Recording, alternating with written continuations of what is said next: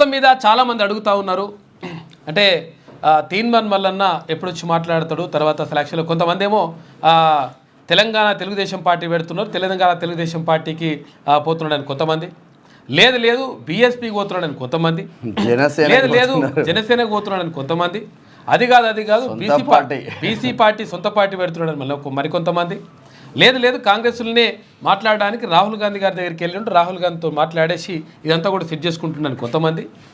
ఇట్లా రకరకాలుగా మొత్తం కూడా చర్చ జరుగుతూ ఉంది తెలంగాణ సమాజంలో.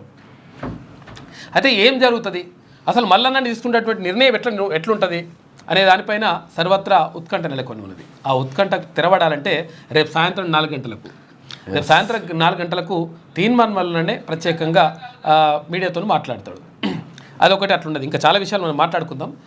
దాంతోపాటు ఇవాళ ఎమ్మెల్సీ ఎన్నికలకు సంబంధించినటువంటి పోలింగ్ పూర్తయింది 27వ తేదీన. కౌంటింగ్ కూడా ఇవాళ 8 గంటలకు అంటే ఇప్పుడు ఇంకొక 2 నిమిషాలు స్టార్ట్ అయింది. అంటే కౌంటింగ్ ప్రక్రియ ప్రారంభమైంది. అయితే ఇప్పుడు మామూలుగా ఎలక్షన్లు అయితే ఆటోమేటిక్గా అంటే ప్రాధాన్యత ఓటు అట్లా కాకుండా ఉంటే ఫటాఫట్ ఇప్పుడు ఏది ఓ 10-11 గంటల వరకల్లా లెక్క తేలిపోతుంది టీచర్ ఎమ్మెల్సీలు. అది ఎందుకనంటే అవి ఉన్నాయి 24,000 ఓట్లే. ఇప్పుడు ఇక్కడ 24,000 ఓట్లు ఉన్నాయి, తర్వాత అక్కడ ఇటు కూడా ఆల్మోస్ట్ అంతే గంతే ఉన్నాయి. కాబట్టి తొందరగా అయిపోయేది. కాకపోతే ఏంటంటే ఇది టీచర్ ఎమ్మెల్సీకి సంబంధించి ఆటోమేటిక్గా ఇవాళ వచ్చేస్తే మధ్యాహ్నం వరకు క్లియర్గా ఉంటాయి. ఇంత ఏదేమైనా కరీంనగర్, ఆదిలాబాద్, నిజామాబాద్, మెదక్కి సంబంధించింది మధ్యాహ్నం 12-1 లోపు కంప్లీట్ ప్రాసెస్ కంప్లీట్ అయ్యే ఆస్కారం ఉంది. ఎందుకంటే మల్క కుమరన్నకు క్లీన్ సిప్ గా నీట్ గా వచ్చినట్టు సమాచారం అయితే అందుతుంది. ఇక్కడ వరంగల్ తర్వాత ఖమ్మం అంటే మొదటి ప్రాధాన్యత ఓటుతో తేలకపోవచ్చు అన్న చర్చ మాత్రం జరుగుతా ఉంది. నిన్న చాలా మందితో మనం కూడా మాట్లాడడం, పూల రవీందర్ కావచ్చు, చాలా మంది అభ్యర్థులతో మనం మాట్లాడితే మొదటి ప్రాధాన్యత ఓటుతో రాకపోవచ్చు అన్న, రెండో ప్రాధాన్యత ఓట్లు అయితే 100% ఓబీసీ బిడ్డ గెలవబోతున్నారు అని చెప్తా ఉన్నారు. తర్వాత ఇక్కడ పట్టభద్రుల ఎమ్మెల్సీకి సంబంధించి కరీంనగర్, నిజామాబాద్, ఆదిలాబాద్, ఖమ్మం మెదక్కి సంబంధించినటువంటి పట్టభద్రుల ఎమ్మెల్సీకి సంబంధించి అయితే ఇవాళ తేలే అవకాశం అయితే లేదు. 100% తేలదు. ఎందుకంటే అసలు యాక్చువల్గా మొదటి ప్రాధాన్యత ఓటుతోటి తేలేటువంటి అవకాశం కొంచెం తక్కువగా ఉన్నది. ఎందుకంటే 50% కంటే ఎక్కువ ఓట్లు రావాలి కాబట్టి.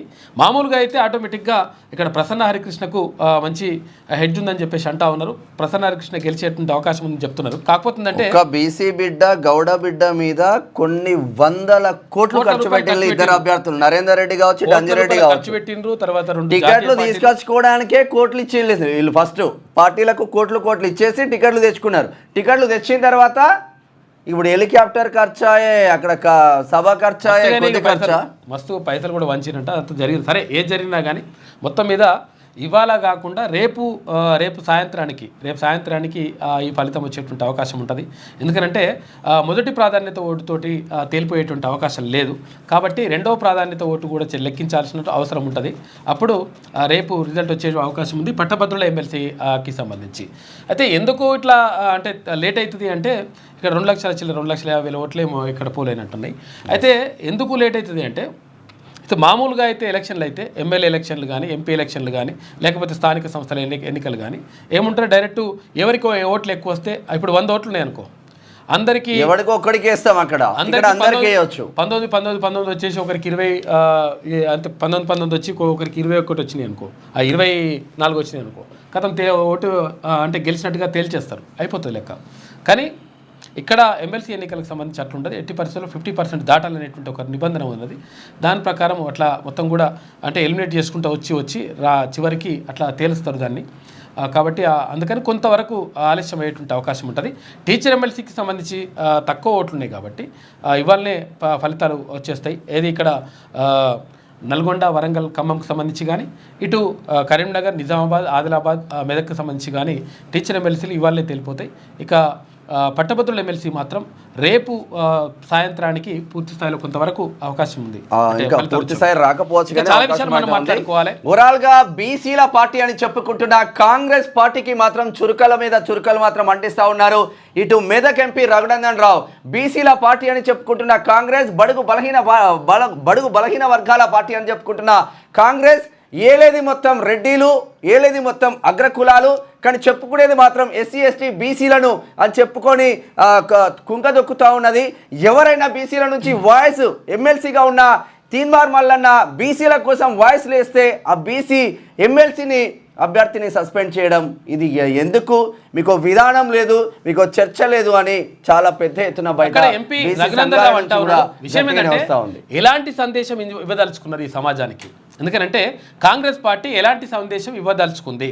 ఎందుకనంటే ఒకవేళ అప్పుడు గతంలో చాలా మంది రకరకాలుగా భావ ప్రకటన స్వేచ్ఛ అంటే కాంగ్రెస్ లో ఓన్లీ రెడ్డిలకే ఉంటుందా?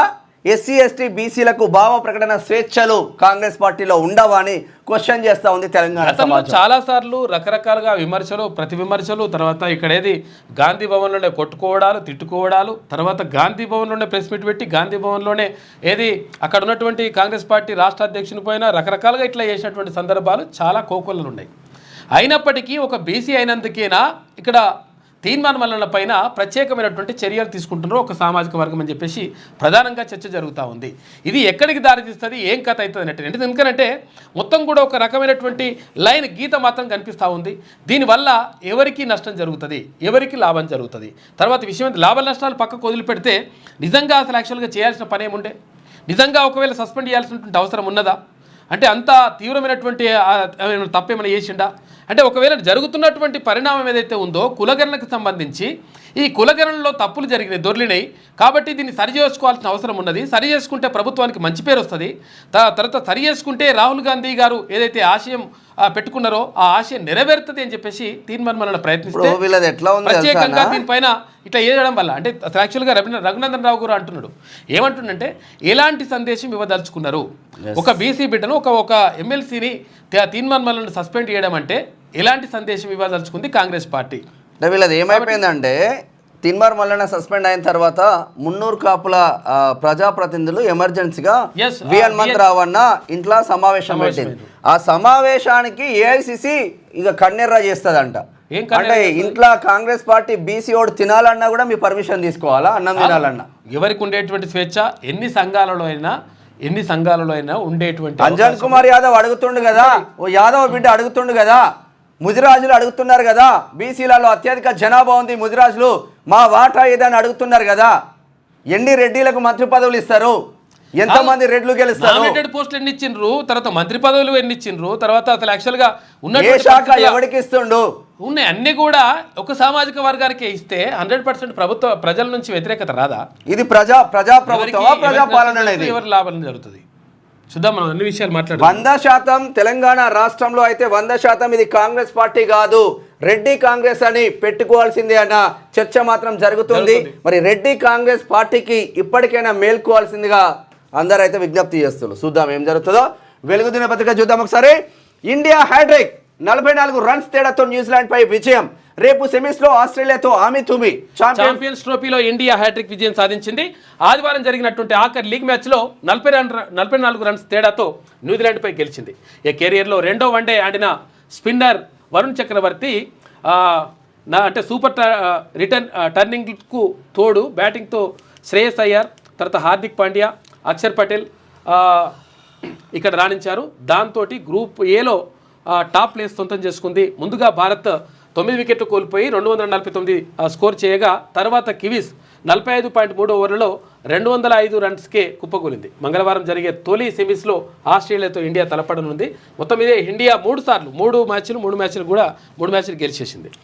ఇక సమస్య మోదీతో కాదు, కిషన్ రెడ్డితోనే. కేంద్రం నుంచి రావాల్సిన నిధులు అనుమతులపై సైంధవుడు ఇలా అడ్డుకుంటున్నాడు. ఆయన మనసు నిండా కుళ్ళు కుతంత్రాలే అంటున్నారు సీఎం రేవంత్ రెడ్డి. రాష్ట్ర అభివృద్ధి కోసం నీ ఇంటికి 10 సార్లు వచ్చి మాట్లాడినా, ఒక్కసారన్నా ప్రధాని దగ్గరికి పోదామన్నావా? తెలంగాణ ప్రజల మీద పాములా పగబట్టినావు. నీ చీకటి మిత్రుడు కేసీఆర్ దిగిపోయిందని దుఃఖమా? నీకన్నా చిన్నోడు సీఎం అయితే ఎందుకంత ఓర్వలేనితనం? కేంద్ర మంత్రి ఖట్టర్ వచ్చి సమీక్ష పెడితే గల్లీలోనే ఉన్న నువ్వు ఎందుకు అటెండ్ కాలే? ఎస్ఎల్బీసీ టన్నెల్ ఘటనకు కేసీఆరే కారణం. 10 ఏళ్ళు ఆ ప్రాజెక్టును పట్టించుకోలే. పాపాల భైరవుడు రోజు పెట్టిన రొయ్యల పులుసు తిని కృష్ణా నీళ్లను రాయలసీమకు వల్లించిందని ఆగ్రహం వ్యక్తం చేసిండ్రు. మరి రోజు కిషన్ రెడ్డినే రేవంత్ రెడ్డి తిడుతున్నారంటే ఏమైనా లోపాయికార ఒప్పందాలు ఏమైనా ఉన్నాయి? ప్రత్యేకంగా స్పెషల్గా కిషన్ రెడ్డి పైన ఫోకస్ పెట్టేసిండ్రు. అంటే ఒక రకంగా విషయం ఏంటంటే ఇప్పుడు ఇట్లా 2 ఉంటాయి విషయాలు. ఎవరి గురించి అయితే ఎక్కువ మాట్లాడతారో వాళ్ళు ప్రధాన ప్రతిపక్షంగా ఉంటారు, ఎవరి గురించి అయితే మాట్లాడరో మరుగున వాడేస్తారో వాళ్ళు మొత్తం కూడా కొంతవరకు అట్లా వెళ్ళిపోతుంది.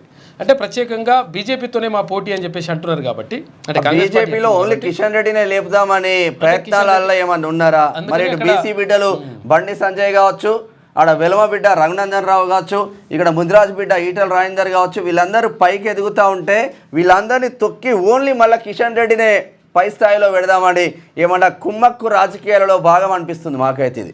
అయితే విషయం ఏంటంటే అసలు యాక్చువల్గా నిజంగా కూడా ఇప్పుడు బీఆర్ఎస్ పని నిజంగా కూడా అయిపోయింది. ఎందుకంటే ఎమ్మెల్సీ ఎన్నికల్లో కనీసం పోటీ చేయలేదు. తర్వాత అక్కడ ఎంపీ ఎలక్షన్లకు సంబంధించి వచ్చినప్పుడు తర్వాత 0కు పరిమితం అయిపోయినారు. ఇక్కడ ఎమ్మెల్యే ఎలక్షన్లలో మొత్తం అసలు పరిస్థితి లేదు, అంటే దారుణమైనటువంటి పరిస్థితి దిగజారిపోయింది. ఆ తర్వాత తప్పు చేసినట్టే ఎంపీ ఎలక్షన్లలో మొత్తం ఓడగొట్టిండ్రు. ఆ తర్వాత ఇప్పుడు ఎమ్మెల్సీ ఎన్నికల్లో కనీసం పోటీ చేసే పరిస్థితిలో కూడా లేకుండా పోయింది బీఆర్ఎస్ పార్టీకి. దీంతో నిజంగా కూడా మొత్తం పతనం అయిపోయింది. ఎందుకంటే అహంకారం ఎప్పుడు కూడా పతనానికి రాదు. అయితే అది వాళ్ళ పని అయిపోయింది.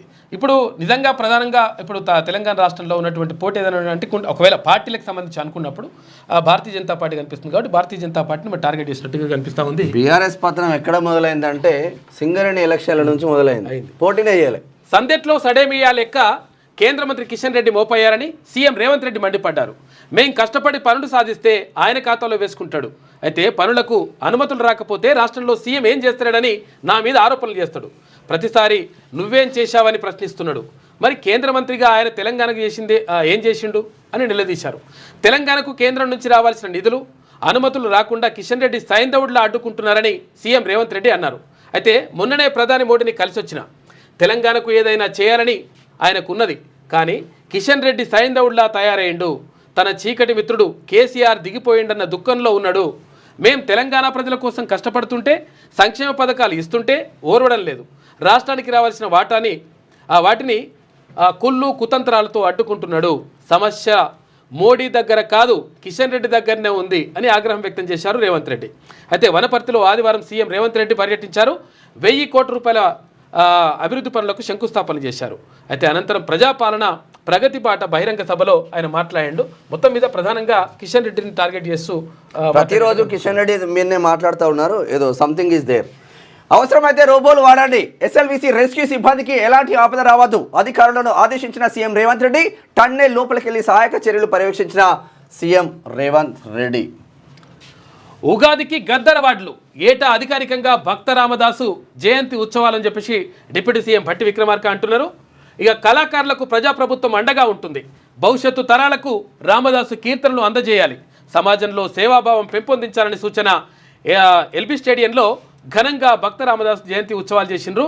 ఇక 10 గంటల పాటు మారుమోగిన కీర్తనలు. చిత్రంలో పొన్నం ప్రభాకర్, సీతక్క, పుంజాల అలఖ్య, పుంజాల శివశంకర్ వాళ్ళ కోడలు తను. శివశంకర్ సార్ ఉన్నాడుగా, అదొక్కటే ముగింపు అనే బుక్ రాసిన చూడు, వాళ్ళ కోడలు తను. కళలను కళాకారులను చిత్తశుద్ధితో ప్రోత్సహిస్తున్న ప్రజా ప్రభుత్వం సమాధానం ఇకపై ఏటా భక్త రామదాసు జయంతి ఉత్సవాలను అధికారికంగా నిర్వహించాలని డిప్యూటీ సీఎం భట్టి విక్రమార్క ప్రకటించారు. గద్దర్ ఫిలిం అవార్డులను ఏటా ఉగాదికి అందజేయాలని ప్రభుత్వం నిర్ణయించిందని వెల్లడించారు. కళారంగ అభివృద్ధికి సీఎం రేవంత్ రెడ్డి ప్రత్యేక శ్రద్ధ చూపిస్తున్నారని ఆయన తెలిపారు. సినిమా కళాకారులకు పురస్కారాలు ఇచ్చినట్లుగా సంగీత నాటక కళాకారులకు కూడా అవార్డులు ఇస్తామన్నారు. కళలను ముందుకు తీసుకెళ్లే వారికి అవసరమైన అన్ని సౌకర్యాలు రాష్ట్ర ప్రభుత్వం కల్పిస్తుందని చెప్పారు. రాష్ట్ర ప్రభుత్వం సంగీత నాటక అకాడమీ ఆధ్వర్యంలో ఆదివారం హైదరాబాద్లోని ఎల్బీ స్టేడియంలో భక్త రామదాసు 392వ జయంతి ఉత్సవాలు నిర్వహించారు. ఈ కార్యక్రమంలో డిప్యూటీ సీఎం భట్టి విక్రమార్క పాల్గొన్నారు. అయితే ఇక్కడ కంచర్ల గోపన్నగా ఉన్నటువంటి ఆయన తర్వాత భక్త రామదాసుగా మారిపోయాడు. అయితే ఆయనకు ఏం చేసిండ్రు అక్కడ, ఇది తానిషా అంటే ప్రభుత్వం కొనసాగుతున్నప్పుడు, నిజాం పరిపాలన కొనసాగుతున్నప్పుడు, గోల్కొండ నవాబు పరిపాలన కొనసాగుతున్నప్పుడు అక్కడ అక్కన్న మాదనలు మంత్రులుగా ఉన్నారు. ఈ అక్కన్న మాదనలకు ఇక్కడ అల్లుడైతాడు ఈయన ఎవరు, భక్త రామదాస్ అంటే కంచర్ల గోపన్న. అయితే కంచర్ల గోపన్నకు అప్పుడు తహసీల్దార్ పోస్ట్ ఇచ్చిండ్రు. ఇక్కడ భద్రాచలం దగ్గర. ఈ భద్రాచలం దగ్గర తహసీల్దార్ పోస్ట్ ఇస్తే, అంటే ఇప్పుడు ఎంఆర్ఓ, అప్పుడు తహసీల్దార్ అట్లా అంటుండే, అంటే ఇప్పుడు తహసీల్దార్ పోస్ట్ ఇస్తే అక్కడ విషయం ఏంటంటే అక్కడ ఉన్నటువంటి భూమి పన్ను తర్వాత విషిస్తూ అటువంటి వసూలు చేయాలనేటువంటిది అప్పుడు ఉండే, అట్లా లెక్కుండే. దానికి సంబంధించి అవన్నీ కూడా వసూలు చేసి అవి తీసుకొచ్చి ఎక్కడ కట్టాలి, హైదరాబాద్లో ఇక్కడ ఉన్నటువంటి గోల్కొండ దగ్గర తానిషాకు అక్కడ శిస్తు చెల్లించాలి. ఆ పన్నుని కూడా ఇక్కడ కట్టేయాలి. అయితే అవి కాకుండా ఆయన ఏం చేసినట్టు కొన్ని డబ్బుల్ని అక్కడ ఒక ఆలయం నిర్మించిండు. ఏది భద్రాచలంలో శ్రీరామచంద్ర స్వామి ఆలయం నిర్మించిండు, సీతారాముల ఆలయం నిర్మించిండు. ఈ ఆలయం నిర్మించడంతో వీళ్ళకి తెలిసిన తర్వాత మొత్తం అక్కడ గోల్కొండ నవాబు మొత్తం కూడా కోపడ్డాడు. అరే అట్లెట్లా అవుతుంది పోయి అట్లెట్లా అని చెప్పేసి సీరియస్ అయిపోయి ఆయన తీసుకొచ్చేసి జైలు వేసేసి బంధించేసి తర్వాత అందులకు అంటే ఒకటి ఇప్పుడు పైన కనిపిస్తుంది మనకు అక్కడ ఏది గోల్కొండ దగ్గర పైన కనిపిస్తుంది ఒకటి చిన్న రంధ్రంలాగా ఉంటుంది. ఆ రంధ్రం నుంచి ఇంత భోజనం ఇన్ని వాటర్ అట్లా రకరకాలుగా అక్కడ కూడా లోపల ఉన్నప్పుడు కూడా అంటే భక్త రామదాసు అంటే కంచర్ల గోపన్న భక్త రామదాసుగా మారిండు. అప్పుడు ఆ కీర్తనలు వాడి తర్వాత అక్కడ ఉన్నటువంటి ఏదైతే గుట్టలు ఆ గోడలకు ఇప్పుడు హనుమంతుని బొమ్మ, తర్వాత ఇక్కడ రాముడి బొమ్మ, లక్ష్మణుని బొమ్మ, తర్వాత సీతా బొమ్మ వీళ్ళందరికీ కూడా బొమ్మలు చెక్కడంతో పాటు అనేక రకమైనటువంటి సంకీర్తనలు రాసి అంటే అది సీతమ్మకు ఏ ఇస్తే చింతాకు పథకంబు రామచంద్ర అని చెప్పేసి ఇట్లా ఎన్ని వేసినా కానీ నాకు ఇట్లా ఎందుకు కష్టాలు పెట్టినామని చెప్పేసి అనుకుంటాడు అనమాట. ఆ తర్వాత అంటే యాక్చువల్గా చరిత్రలో చెప్తున్నటువంటి ప్రకారం ఏమైతుందంటే అక్కడ రాముడు లక్ష్మణుడు ఇద్దరు లక్ష్మణుగా ఇద్దరు వచ్చేసిన తర్వాత తానేశని కలిసిన తర్వాత ఎవరైతే ఇప్పుడు భక్త రామదాసు అక్కడ నిర్మాణానికి ఏవైతే డబ్బులు నాణ్యాలు వాడిండో అటువంటి బంగారు నాణ్యాలన్నీ కూడా తీసుకొచ్చేసి ఏది తానేషాకి ఇచ్చిన తర్వాత ఆయన మీద ఉన్నటువంటి కేసు కొట్టేసిండ్రు అనేటువంటి ఉంది. కళలో కనిపిస్తారంట రాముడు లక్ష్మణుడు ఇద్దరు కనిపించి తానేషాకి కనిపించి అరే అట్లేం లేదు ఆయన తప్పేం చేయలేదు కాబట్టి మేము ఇట్లా ఇస్తున్నామని చెప్పిండంట. దాంతో భక్త రామదాసుగా తర్వాత ప్రసిద్ధిగాంచిండు కంచర్ల గోపన్న. అయితే ఆయన భక్తికి మెచ్చి తర్వాత ఆయన నిర్మాణం అంటే ఇక్కడ భద్రాచలంలో నిర్మించినటువంటి ఆ గుడికి సంబంధించి రాముడు లక్ష్మణుడు ఇద్దరు వచ్చేసి తానేషాకు డబ్బులు ఇచ్చినట్టుగా తానేషాకు ఆ నాణ్యాలు చెల్లించినట్టుగా ఒక చరిత్ర మాత్రం చెప్తా ఉంది. ఏది ఏమైనప్పటికీ ఆయన భక్త రామదాసు కీర్తనలు అద్భుతంగా ఉంటాయి. దానికి సంబంధించి అధికారికంగా వేయాలని చెప్పేసి భావిస్తూ ఉంది ప్రభుత్వం. చంద్రుడిపై దిగిన రెండో ప్రైవేట్ ల్యాండర్ అమెరికాకు చెందిన fire fly aerospace private agency blue ghost అనే ల్యాండర్ను చంద్రుడిపై సేఫ్గా దించింది. చంద్రుడిపై కూలిపోకుండా స్పేస్ షిప్ను ల్యాండ్ చేసిన రెండో ప్రైవేట్ స్పేస్ ఏజెన్సీగా రికార్డు. చంద్రుడి పైన కూడా ఇదివరకు మనం దించినాం కదా, ఇప్పుడు రెండో ప్రైవేట్ అంటే ఇది రెండోది దించింది. ఇక్కడ సెబీ మాజీ చీఫ్ మాధవిపై ఎఫ్ఐఆర్. ఇక రెగ్యులేషన్స్ ఉల్లంఘన, స్టాక్ మార్కెట్ ఫ్రాడ్కు పాల్పడ్డారనే ఆరోపణలపై సెబీ మాజీ చైర్పర్సన్ మాధవిపురిపై కేసు నమోదైంది. ఇక ఏసీబీ కోర్టు ఆదేశాల మేరకు ఆమెతో పాటు 5 ఆఫీసర్లపైన ఏసీబీ దర్యాప్తు ప్రారంభించిందంట. మొత్తం మీద అసలు యాక్చువల్గా ఈమెకు సంబంధించి పార్లమెంట్లో కూడా చర్చ జరిగింది. మొత్తం కూడా విపక్షాలన్నీ కూడా పట్టుబట్టినాయి. ఏంది ఇక్కడ సెబీ చైర్పర్సన్గా ఉన్నటువంటి మాధవి మొత్తం కూడా అక్రమాలకు పాల్పడ్డది, తర్వాత ఇక్కడ స్టాక్ మార్కెట్లని అవకతవకలకు పాల్పడ్డది, తర్వాత రకరకాలుగా అవే కాకుండా రెగ్యులేషన్స్ అన్నిటిని కూడా ఉల్లంఘించేసి మొత్తం మోసం చేసింది, నాశనం చేసింది అనేటువంటి ఆరోపణలు అక్కడ ప్రతిపక్షాలు చేసినప్పుడు కనీసం అప్పుడు ప్రభుత్వం పట్టించుకోలేదు. అయితే ఇప్పుడు మొత్తం మీద దర్యాప్తు అయితే జరుగుతూ ఉంది. ఈ దర్యాప్తు జరుగుతున్నటువంటి నేపథ్యంలో ఆమె పైన ఎఫ్ఐఆర్ కూడా నమోదు చేయాలని చెప్పేసి అక్కడ ఉన్నటువంటి ముంబై కోర్టు చెప్తే ఇప్పుడు పైన ఎఫ్ఐఆర్ నమోదు. రైల్వే స్టేషన్లో మహిళా సంఘాల స్టాల్స్. రాష్ట్రంలోని 50 రైల్వే స్టేషన్లలో మహిళా స్వయం సహాయక బృందాల స్టాళ్లు ఏర్పాటు చేయాలని ప్రభుత్వం నిర్ణయించింది. వాటిలో తెలంగాణ రుచులు ఉత్పత్తులు ఉంచనున్నారు. మొదటి విడతలో 14 స్టాళ్లకు రైల్వే శాఖ ఓకే చెప్పింది. సెక్రటేరియట్లకి ఇట్లా ఉన్నది ఇప్పటికే. ఇక కృష్ణా నీటి వాటాలపై కేంద్రం వద్దే తేల్చుకుందాం. ఇవాళ కేంద్ర జలశక్తి మంత్రితో సీఎం రేవంత్ రెడ్డి తర్వాత ఉత్తమ్ కుమార్ రెడ్డి భేటీ అవుతారు. సమ్మక్క సాగర్, ఎన్ఓసి, సీతారామ సాగర్ అనుమతులపైన చర్చ జరుగుతుంది. ఇక ప్రధాని నరేంద్ర మోడీని కూడా కలిసే ఛాన్స్ ఉందంట. కృష్ణా నీటి వాటాలపైన కృష్ణా నీటికి చూసిండ్రు కదా, కృష్ణా జలాలకు సంబంధించి అప్పుడు మొత్తం కూడా వివాదం కొనసాగుతూ ఉంది. అంటే నీటి వాటాలు ఇప్పటికి కూడా తేలలేదు. 75 సంవత్సరాలైనా కానీ తెలంగాణ నీళ్ళు ఎంతనో తర్వాత ఆంధ్ర గోయా నీళ్ళు ఎంతనో తేల్చుకోలేదు. అయితే ఇక కేసీఆర్ ఏమో ఆయన అది మన రాజకీయ పథకం పెట్టొచ్చిండు, అది వేరే పరిజ్ఞాన రాజకీయ నాయకుల కథ. కొత్తగూడెంలోని ఎయిర్పోర్ట్ సాధ్యాలపై స్టడీ కొనసాగుతున్నది అంటున్నాడు కేంద్ర మంత్రి రామ్మోహన్ నాయుడు. వరంగల్ ఎయిర్పోర్ట్ 2.5 ఏళ్లలో పూర్తి చేస్తాం. ఈ ఎయిర్పోర్ట్కు గతంలో కేసీఆర్ సర్కార్ సహకరించలే. ఏప్రిల్లో హైదరాబాద్ టు శ్రీశైలం నిమిషం సీ ప్లేన్ ప్రారంభిస్తామని వెల్లడించారు. అయితే విషయం ఏంటంటే ఈ విషయం పైన కూడా చర్చ జరుగుతూ ఉంది. అంటే కేంద్ర మంత్రి కిషన్ రెడ్డి అసలు యాక్చువల్గా వరంగల్లో ఎయిర్పోర్టు ఏర్పాటు చేయాలని చెప్పేసి మేమే ప్రధానాన్ని కలిసినాం, తర్వాత కేంద్ర ప్రభుత్వాన్ని కలిసినాం, ఇక్కడ రామ్మోహన్ నాయుడు వీళ్ళందరూ కూడా కలిసిన తర్వాత వాళ్ళు ఓకే అన్నారు. ఓకే అని చెప్పిన తర్వాత అప్పుడు మంది పెండ్లీల కాడ మంగళారతి లెక్క కిషన్ రెడ్డి గారు వచ్చేసిండ్రు. కిషన్ రెడ్డి గారు వచ్చేసి నేనే తెచ్చిన అని చెప్పినట్టుగా చేస్తూ ఉన్నాడు అని చెప్పేసి అక్కడ రేవంత్ రెడ్డి గారు ఆరోపిస్తున్నారు. అయితే ఈ నేపథ్యంలో ఇప్పుడు ఏమవుతుంది, ఒకవేళ నిజంగా అట్లా చేయాలనుకుంటే మరి ఇప్పుడు ఇక్కడ ఏది మెట్రో రైలుకి ప్రాజెక్టుకి సంబంధించి కానీ తర్వాత ఇంకొక భూసేకరణకు సంబంధించి కానీ కొన్ని విషయాలన్నీ కూడా ఉన్నాయి. మరి అవన్నీ కేంద్రంతో మాట్లాడి నువ్వు తెప్పించగలిగే శక్తి ఉందంటున్నావు కదా, మరి ఎందుకు తెప్పించలేకపోతున్నావు అని చెప్పేసి రేవంత్ రెడ్డి అడుగుతా ఉన్నారు. దీనికి సంబంధించి రేవంత్ రెడ్డి ఈయన తిడతాడు, ఈయన రేవంత్ రెడ్డిని తిడతాడు. ఈ మధ్యలో ఎవరి ఉండదు చూడు నడుస్తుంది. తెలంగాణలో వరంగల్తో పాటు భద్రాద్రి కొత్తగూడెంలోనూ ఎయిర్పోర్ట్ నిర్మించేందుకు కేంద్ర ప్రభుత్వం ప్లాన్ చేస్తుందని పౌర విమానయాన శాఖ మంత్రి రామ్మోహన్ నాయుడు తెలిపారు. ఆదివారం హైదరాబాద్ కవాడిగూడ CGO టవర్స్లో కేంద్ర మంత్రి కిషన్ రెడ్డి, ఎమ్మెల్యే పైడి రాకేష్ రెడ్డితో కలిసి 2025-26 కేంద్ర బడ్జెట్కు సంబంధించిన మ్యాగజైన్ రిలీజ్ చేసిన సందర్భంగా ఆయన మాట్లాడారు. ఇక కొత్తగూడెంలో తొలుత తమకు చూపించిన స్థలంలో కొండలు గుట్టలు వల్ల ఎయిర్పోర్టు నిర్మాణానికి అనువుగా లేదని టెక్నికల్ కమిటీ నివేదిక ఇచ్చిందని చెప్పి చెప్పిండు. కాబట్టి ఇప్పుడు ఒకవేళ అది క్లియర్ అంటే మంచి ప్లేస్ని చూపిస్తే 100% కొత్తగూడెంలో కూడా ఒక ఎయిర్పోర్ట్ నిర్మించడానికి ఓకే అని చెప్పి చెప్తా ఉన్నాడు కేంద్ర విమానయాన శాఖ మంత్రి రామ్మోహన్ నాయుడు. ఎందుకంటే ఆయన ఏపీ అతను కాబట్టి కొంతవరకు అంటే సపోర్ట్ చేసేటువంటి అవకాశం మాత్రం ఉంటుంది. ఇక ఓపీ ఛార్జీల ధడ ప్రైవేట్ హాస్పిటల్లో అడ్డగోలుగా వసూలు. ఏ ఆసుపత్రికి వెళ్ళినా 500కు తక్కువ లేదు. కార్పొరేట్లోనైతే 1000కి పైనే. ఓపీ సర్జరీ ఛార్జీలపై లేని నియంత్రణ, రేట్లు ఫిక్స్ చేయాలని కేంద్రానికి సుప్రీంకోర్టు ఆదేశించిన చర్యలు శూన్యం. వాడు ఇష్టం ఉన్నాడు, వాడు ఇట్లా చూస్తాడు, జరమా ఉన్నది కట్టు 700 కట్టు. ఓపీ అంటే ఓపెన్ పేషెంట్ అంటే ఇప్పుడు పోయి చూపించుకొని వస్తాం కదా మనం హాస్పిటల్లో చూపించుకోవడానికి డాక్టర్ దగ్గరికి పోతే 500 నుంచి 1000 రూపాయలు వసూలు చేస్తారు. విషయం ఏంటంటే అసలు వసూలు చేయడానికి కూడా ఒక కారణం కూడా ఉన్నది. అంటే ఇప్పుడు అసలు యాక్చువల్గా మామూలుగా ఇప్పుడు ఆర్ఎంపీలు అది వేరు, కానీ ఇప్పుడు MBBS తర్వాత MS ఇవన్నీ కూడా చదవాలనుకుంటే ఏమవుతుంది, ఇక్కడ చదవాలనుకుంటే కోట్ల రూపాయలు ఖర్చు పెడతారు వాళ్ళు. కోట్ల రూపాయలు ఖర్చు పెట్టినప్పుడు ఆటోమేటిక్గా వసూలు కూడా అట్లనే జరుగుతున్నాయి.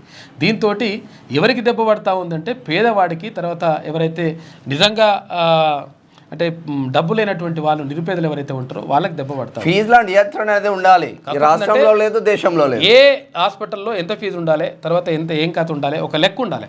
అంటే ఇప్పుడు ఈ టెస్ట్కి ఇంత ఉండాలి, ఈ టెస్ట్కి ఇంత అని. ఇప్పుడు ఏడే చేసినా గదే టెస్ట్ కదా. ఇప్పుడు ఈయనైతే అద్భుతంగా బంగారంతో టెస్ట్ అయితే ఇయ్యారు కదా, గదే మిషన్ గదే టెస్ట్. కాబట్టి అవన్నీ ఇష్టం వచ్చినట్టు పెడతా ఉంటారంట. ప్రైవేట్ కార్పొరేట్ హాస్పిటల్లో ఓపీ ధరలు దడ పుట్టిస్తున్నాయి.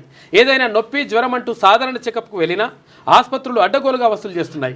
ఇక ఎమర్జెన్సీ టైంలో వెళ్తే మరింత ఎక్కువగా ఫీజులు గుంజుతున్నాయి. హైదరాబాద్తో పాటు జిల్లాలోని ప్రైవేట్ కార్పొరేట్ హాస్పిటల్స్కు సైతం ఓపీ ధరలను ఇష్టానుసారంగా పెంచుకుంటూ పోతున్నాయి. అయితే హైదరాబాద్లో ఏదైనా ప్రైవేట్ హాస్పిటల్లో స్పెషలిస్ట్ ఓపీ కావాలనుకుంటే కనీసం 500 కట్టాల్సిందే. అదే కార్పొరేట్ హాస్పిటల్ పేరున్న డాక్టర్ అయితే 1000 రూపాయల నుంచి 1500 దాకా ఉంటుంది. అది కూడా కేవలం పేషెంట్ను 2 నిమిషాల్లో చూసేసి బ్లడ్ టెస్టులు, ఇతర ల్యాబ్ టెస్టులు రాసి పంపేయడానికి జస్ట్ ఇట్లా చూసి చేయబట్టుకున్నందుకే అట్లా ఉంటుందంట లెక్క. ఒక్క విజిట్తో 5000 నుంచి 10,000 ఖతం. సాధారణ చెకప్ల కోసమని ప్రైవేట్ కార్పొరేట్ హాస్పిటల్కి వెళ్తే ఒక్క విజిట్లోనే కనీసం 5000 ఖర్చు అవుతున్నది. హైదరాబాద్లో ఉన్న వివిధ ప్రైవేట్ హాస్పిటల్స్కి ఓపీకి వెళ్ళిన 10 మందితో వెలుగు మాట్లాడగా వారికి ఒక్క విజిట్తోనే ఓపీతో కలిసి 5000 నుంచి 10,000 ఖర్చు అవుతుందంటూ పేర్కొన్నారు. వీరిలో ఒకరు బాడీ పెయిన్స్తో స్పెషలిస్ట్ డాక్టర్ దగ్గరికి ₹1000కి ఓపీ తీసుకున్నారు. ఆయన 1 నిమిషం పరీక్షించి బ్లడ్ టెస్టులు, MRI, EMG టెస్టులు రాశారు. వీటికే దాదాపు 8,000 ఖర్చు అయింది. ఇక మెడిసిన్ అదనం 10,000 ఫట్. ఇష్టం వచ్చినట్టుగా పుట్టిన చిన్న విషయాలకు ఇక ఇవాళ ఎమ్మెల్సీ ఓట్ల కౌంటింగ్ ఇవ్వాలే. కరీంనగర్, నల్గొండలో ఏర్పాట్లు పూర్తి. మాక్ కౌంటింగ్ నిర్వహించిన అధికారులు 2 టీచర్ 1 గ్రాడ్యుయేట్ స్థానంలో తేలనున్న ఫలితం ఇవాళ లెక్క తేలిపోతే ఎవరు గెలుస్తారు ఏం కథ అనేది తేలిపోయిన తర్వాత ఉంటుంది లెక్క. ఇదంతా మనం తర్వాత మాట్లాడుకుందాం దాని గురించి. కేంద్ర మంత్రి కుమార్తెకు పోకిరీల వేధింపులు. పోలీస్ స్టేషన్కు వెళ్ళి ఫిర్యాదు చేసిన రక్షా ఖడ్సే. ఇక సాధారణ మహిళల పరిస్థితి ఏంటని ఆందోళన. మహారాష్ట్రలో మహిళలపై నేరాలు పెరిగాయని ఫైర్ అయిండు. ఇక ఒక యువకుడిని అరెస్ట్ చేసిన పోలీసులు అని చెప్పేసి ఒక వార్త కనిపిస్తూ ఉంది. 28వ తారీఖు నాడు కేంద్ర మంత్రి బిడ్డకు బిడ్డ పైన వేధింపులకు పాల్పడ్డాడంట ఒకడు. పాల్పడితే కనీసం వాళ్ళు పోలీస్ స్టేషన్ పోయి కేంద్ర మంత్రి కుమార్తె పోయి కూర్చున్నారు, వాళ్ళు మంత్రి కూడా పోయినట. పోయి కూర్చుంటే కేంద్ర మంత్రి కుమార్తె పోయి కూర్చుంటే కనీసం 2 గంటల దాకా పోలీసులు పట్టించుకోలేదట. పట్టించుకోకుండా అది ఒకసారి ఆలోచించుకోండి, ఎందుకంటే మాకు ఇజ్జత్ పోతుంది, మళ్ళీ మీ ఇజ్జతే పోతుంది, తర్వాత మీరు కేసు పెడితే మీకే ఇబ్బంది అవుతుంది అట్లా అని చెప్పేసి పోలీసులు సలహా ఇచ్చిందంట. అటువంటి సలహాలు బంద్ చేయండి. ఎందుకంటే నిజంగా అన్యాయం జరిగినప్పుడు తర్వాత ఒకవేళ లోపల అంటే మాట్లాడండి, కానీ అది అన్యాయం జరిగినప్పుడు వానికి శిక్ష పడకుంటే వాడిని సపడే వదిలేస్తే వాడు ఇంకా ఎక్కువ రెచ్చిపోయేటువంటి అవకాశం ఉంటుంది కదా. కాబట్టి దానిపైన కొంచెం కఠినంగా ఉంటే మంచిగా ఉంటుంది. అట్లా కాకుండా అట్లా చెప్పిండ్రంట. అయితే ఆమె ఏమంటుందంటే వాళ్ళేమంటుందంటే ఇప్పుడు కేంద్ర మంత్రి బిడ్డకే కనీసము ఇట్లా రక్షణ లేకుండా ఉంటే సాధారణ మహిళలు సాధారణ అమ్మాయిల సంగతి ఏందని చెప్పేసి ఆమె అడుగుతూ ఉంది. కాబట్టి మరి ఏందో కథ, ప్రభుత్వాన్ని అడుక్కోవడం ప్రజలకు అలవాటైంది. మరి ఫ్రీ ఉచిత పథకాలు ఇస్తారు కదా మీరే, బిచ్చగాళ్ల సైన్యంతో సొసైటీ బలహీనపడుతున్నది. ఎక్కడికి వెళ్ళినా బుట్టల కొద్దీ వినతి పత్రాలు ఇస్తున్నారు. మధ్యప్రదేశ్ మంత్రి ప్రహ్లాద్ పటేల్ వివాదాస్పద వ్యాఖ్యలు. బీజేపీ నేతలు దురంకారంతో మాట్లాడుతున్నారన్న కాంగ్రెస్. మరి వినతి పత్రాలు ఇవ్వకపోతే మీరు దేనికి ఉన్నారు? మీరు ఉన్నదే ఇప్పుడు వినతి పత్రాలు తీసుకొని ఏం సమస్యలు ఉన్నాయి, ఆ సమస్యలు ఎట్లా పరిష్కరిద్దాం, ఏం కథ అనే దానిపైన ఉండాలి కదా. మీరు ప్రజాప్రతినిధికి ఎన్నుకున్నదే అందుకే. మరి అందుకు ఇప్పుడు అది కూడా ఇవ్వకపోతే ఇంకేం లాభమిగా? అడ్డం దిడ్డం ఇస్తున్నారు. ఇటు కాంగ్రెస్ ఇస్తుంది, అటు బీజేపీ ఇస్తుంది. ఢిల్లీలో ఏమి ప్రతి మహిళకు 2500 బీజేపీ ఇస్తా అన్నది. ఈడ అమలైంది కాంగ్రెస్, ఆడ అమలవుతుంది బీజేపీ. ఉక్రెయిన్లో శాంతి కోసం డీల్ రూపొందిస్తాం. ఇక బ్రిటన్ ప్రధాని కీర్ స్మార్ట్మర్ ప్రకటించిండు. ఫ్రాన్స్ ఉక్రెయిన్తో కలిసి ఒప్పందం సిద్ధం చేసి ట్రంప్కు అందిస్తాం. రష్యా మళ్ళీ దాడి చేయకుండా గ్యారంటీ ఉండాలి. ఉక్రెయిన్కు యూరోప్ అండగా నిలవాలని చెప్పేసి పిలుపునిస్తూ ఉన్నారు. అయితే ఇక్కడ ఏమైందంటే అసలు యాక్చువల్గా ఇక్కడ మొన్న డొనాల్డ్ ట్రంప్ అంటే అమెరికా అధ్యక్షుడికి తర్వాత ఉక్రెయిన్ అధ్యక్షుడు కి మధ్య జెలెన్స్కీకి మధ్య ఒక వాగ్వాదం జరిగింది కదా.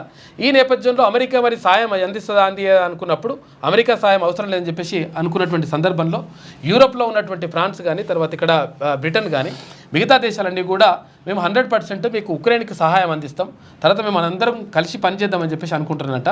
ఈ నేపథ్యంలో అమెరికా కొన్ని ఒంటరి చేసేటువంటి ప్రయత్నం కూడా జరుగుతూ ఉంది ఒక రకంగా, ఎందుకంటే ఆయన్నే చేసుకుంటున్నారు. సరే, ఆంధ్రజ్యోతి దినపత్రిక చూద్దాం. అభయారణ్యంలో శ్రీశైలానికి సాఫీగా ఎలివేటెడ్ కారిడార్కు కేంద్రం అనుమతి. రూపాయలు 7,700 కోట్ల అంచనా వ్యయం. బ్రాహ్మణపల్లి నుంచి దోమలపెంట వరకు 30 అడుగుల లోతులో 62 కిలోమీటర్ల నిర్మాణం పూర్తయితే 24 గంటలు రోడ్డుపై వాహన రాకపోకలకు అనుమతి. అయితే సాఫీగా వెళ్ళడానికి ఎలివేటెడ్ కారిడార్ నిర్మిద్దామని చెప్పేసి అనుకుంటున్నారంట. ఇది నిజంగా ఒక మంచి పరిణామం, అది నిజంగా జరుగుతుంది. ఎందుకంటే అసలు యాక్చువల్గా ఇప్పుడు అంటే చాలామందికి అంటే కొంతమందికి అక్కడ శ్రీశైలం వెళ్ళే వాళ్ళకి తెలుస్తుంది, వెళ్ళిన వాళ్ళకు. కాకపోతే చాలామంది కొంతమందికి తెలియదు. రాత్రిపూట అక్కడ శ్రీశైలం అడవిల్లో ప్రయాణించడానికి కూడా అవకాశం ఇవ్వరు. ఎందుకనంటే అక్కడ పులులు సింహాలు తర్వాత ఇక్కడ క్రూరమైనటువంటి మృగాలు తిరుగుతాయి కాబట్టి అక్కడ అభయారణ్యం ఉంటుంది కాబట్టి వాటి ద్వారా ప్రమాదం ఉండేటువంటి అవకాశం ఉంటుంది. కాబట్టి ఇప్పుడు తిరగడానికి 24 గంటలు తిరగడానికి అవకాశం లేదు. రాత్రి అయిందంటే రాత్రి అయిన తర్వాత ఒక టైం ఉంటుంది. రాత్రి నుంచి ఈ టైం నుంచి తర్వాత పొద్దున ఉదయం అంటే 6 గంటల దాకా ఏమో మొత్తం కూడా అక్కడ రాకపోకలే ఉన్నాయి. దీనివల్ల ఏమవుతుంది, ఒకవేళ ఏమైనా ఎవరికైనా ఇబ్బంది అయినా లేకపోతే హాస్పిటల్కి ఇట్లా వెళ్ళాలనుకుంటే ఇక అక్కడ శ్రీశైలం వెళ్ళిన వాళ్ళు ఇక్కడ రావడానికి అవకాశం లేదు. ఇక అప్పుడు కర్నూలుకో లేకపోతే ఇంకొక చోటుకో వెళ్ళాల్సిన అవసరం ఉంటుంది. కాబట్టి ఒకవేళ ఇది పూర్తి అయితే 24 గంటలు కూడా ప్రయాణించడానికి అవకాశం ఉంటుందంట. అదొక మంచి పరిణామం.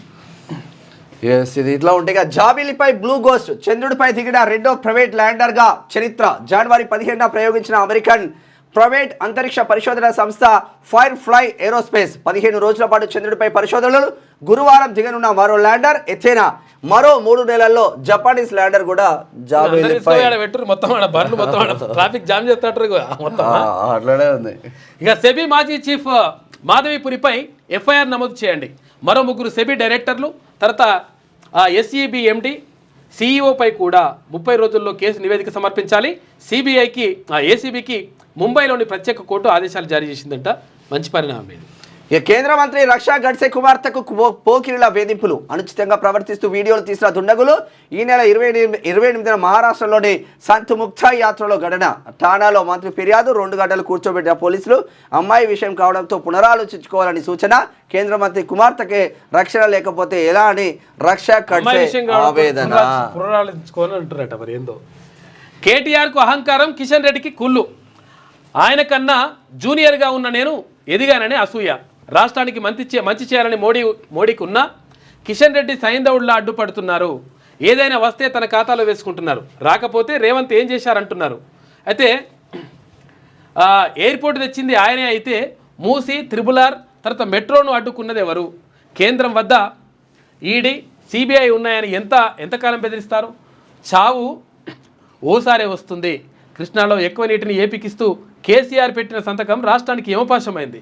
అయితే ఏడాది కాకముందే దిగిపోవాలంటున్నారు. ఈ పాలమూరు బిడ్డపై పగ ఎందుకు? వనపర్తి బహిరంగ సభలో సీఎం రేవంత్ రెడ్డి మాట్లాడిండు. ఇందిరమ్మ మైనార్టీ మహిళా శక్తి రేవంత్ అన్న భరోసా పథకాలు ప్రారంభించినట. అయితే కృష్ణా జలాల అక్రమ వినియోగంపై ఏపీ మీద ఫిర్యాదుకు సిద్ధమైంది. ఇవాళ ఢిల్లీకి సీఎం జలశక్తి మంత్రితో భేటీ అయ్యే అవకాశం ఉందంట. అయితే ప్రత్యేకంగా ప్రధానంగా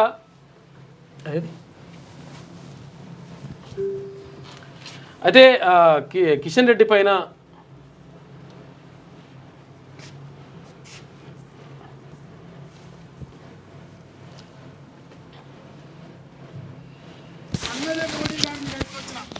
పాపం మోడీ గారు మంచిగానే ఉన్నారు, మనకి ఏదన్నా ఒకటి చేయాలని సాయంతోడి పాత్ర కిషన్ రెడ్డి పోషిస్తుంది. సమస్య అక్కడ లేదు, సమస్య ఇక్కడనే ఉంది, కుటిలం ఇక్కడనే ఉంది, కుతంత్రం ఇక్కడనే ఉంది. అందుకే ఇవాళ కిషన్ రెడ్డికి చాకిరేవు పెట్టిన.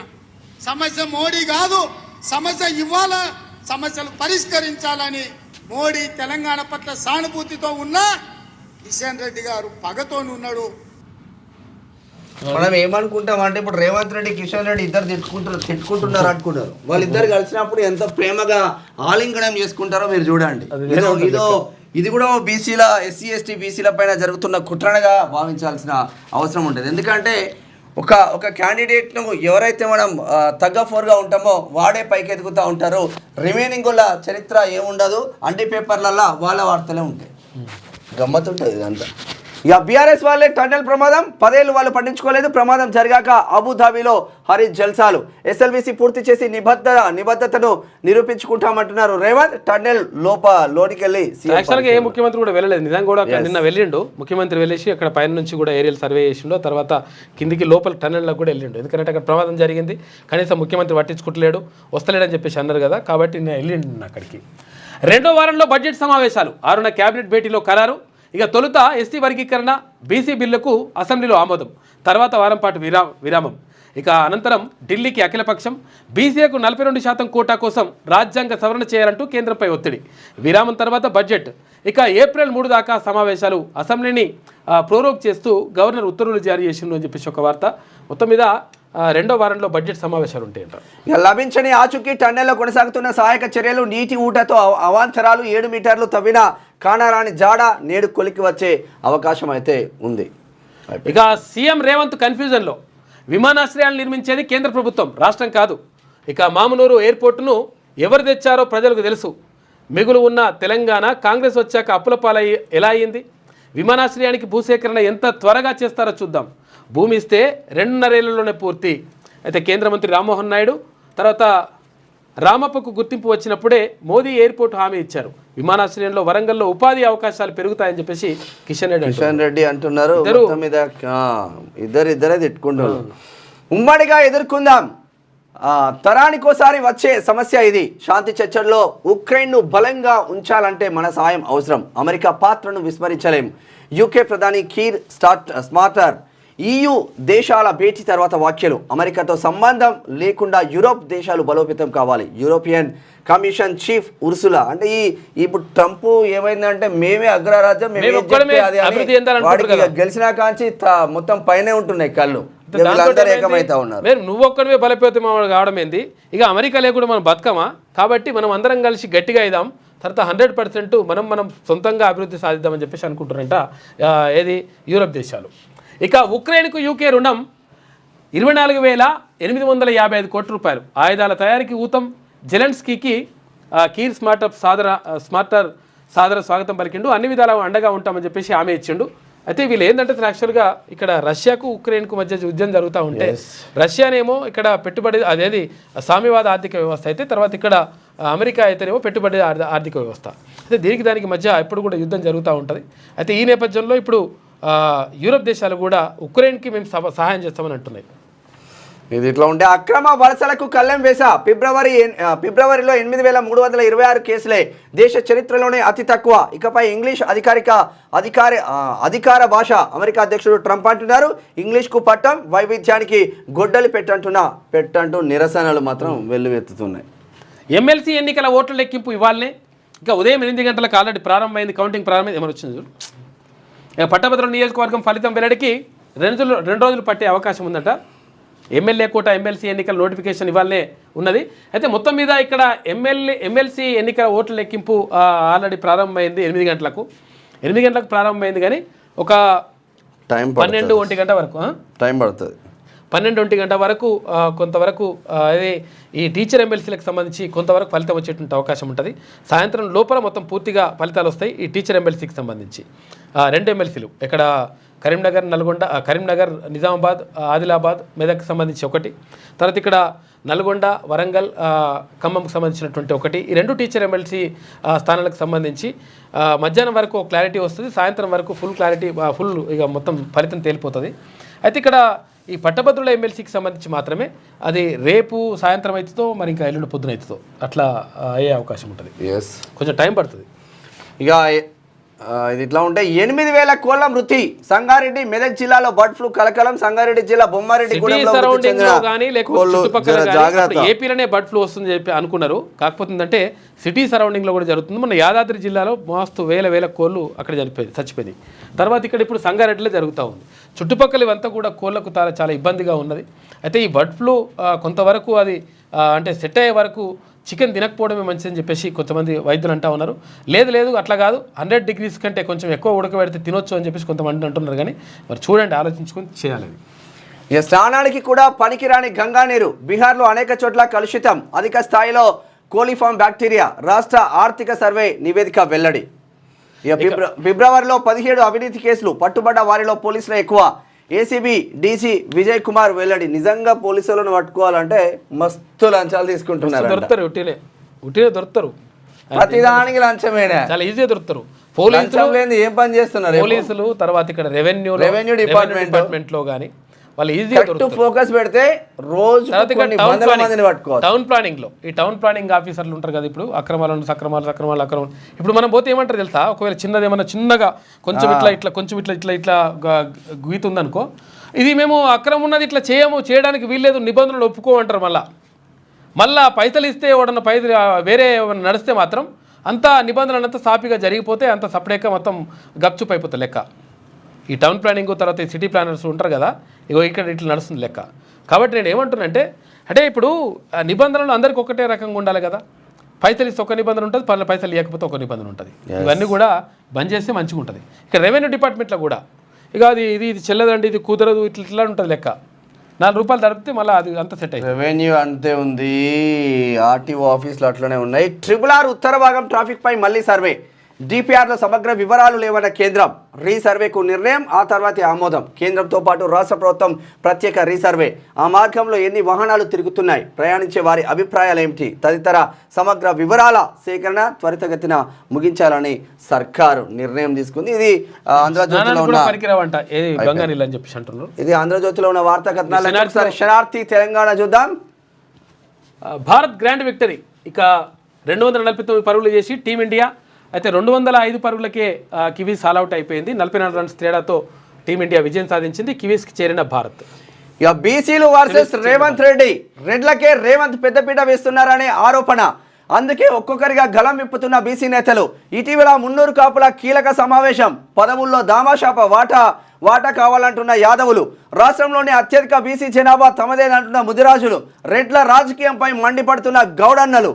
బీసీ సామాజిక వర్గాల్లో తీన్మార్ మల్లన్నకు పెరుగుతున్న మద్దతు. మల్లన్న సస్పెన్షన్ను వ్యతిరేకించిన రఘునందన్, బీసీ సంఘాల నేతలు. బీసీలు వర్సెస్ రేవంత్ రెడ్డి అని చెప్పేసి ఒక ప్రత్యేక కథనం కనిపిస్తూ ఉంది. ఇన్నాళ్ళు కాంగ్రెస్లో రెడ్ల రాజకీయం నడిచింది. ఆ సామాజిక వర్గ ఆధిపత్యం అనాది నుంచి అప్రతిహతంగా కొనసాగింది. కానీ ఇప్పుడు పరిస్థితులు మారాయి. రెడ్ల అధికారిక కోటలకు బీటలు వారుతున్నాయి. అయితే కాంగ్రెస్లో బీసీలు వర్సెస్ రేవంత్ రెడ్డి అనేలా సిచ్యువేషన్ తయారైంది. తప్పుల తడకగా మారిన కులగణన సర్వే, తీన్మాన్ మల్లన్న సస్పెన్షన్తో ముఖ్యమంత్రి రేవంత్ రెడ్డిపై బీసీలు గుస్సాగా అవుతున్నారు. అయితే బీసీ సామాజిక వర్గ ప్రజానికం జనాభా దామాషా ప్రకారం తమకు పాలన పార్టీ పదవుల్లో సముచిత స్థానం కోసం రేవంత్ను ప్రశ్నిస్తున్నారు. ఇటీవల జరిగిన సర్వేల ప్రకారం రాష్ట్రంలో బీసీలు 1,64,09,179 మంది ఉన్నారు. ముస్లిం బీసీలతో కలుపుకొని బీసీల జనాభా మొత్తం 57% ఉంది. ఇందులో ముదిరాజులు, గౌడ్సు, తర్వాత మున్నూరు కాపులు, యాదవులు, పద్మశాలీలే అత్యధిక శాతం ఉన్నారు. ఇక రెడ్లు కేవలం 3 నుంచి 4% జనాభానే కలిగి ఉన్నట్లు సర్వేలు చెప్తున్నాయి. ఈ లెక్కలే ఇప్పుడు రెడ్ల ఆధిపత్య రాజకీయాలను ప్రశ్నించేలా చేస్తున్నాయి. గుప్పడి మంది లేని రెడ్లు సబ్బండ బీసీ కులాలపై పెత్తానం చెలాయించడాన్ని వారు భరించలేకపోతున్నారు. రేవంత్ రెడ్డి ముఖ్యమంత్రి హోదాలో తమకు తీవ్ర అన్యాయం చేస్తున్నారనే భావన బీసీ సామాజిక వర్గాల్లో మరింత ఎక్కువైంది. ఏమైందంటే అసలు యాక్చువల్గా మంత్రి పదవుల్లో బీసీలు ఎక్కువ ఉండరు, అంటే ఇద్దరే ఉంటారు. తర్వాత ఇక్కడ ఎమ్మెల్యే టికెట్లు ఇచ్చేటప్పుడు లెక్క అక్కడ ఉండరు.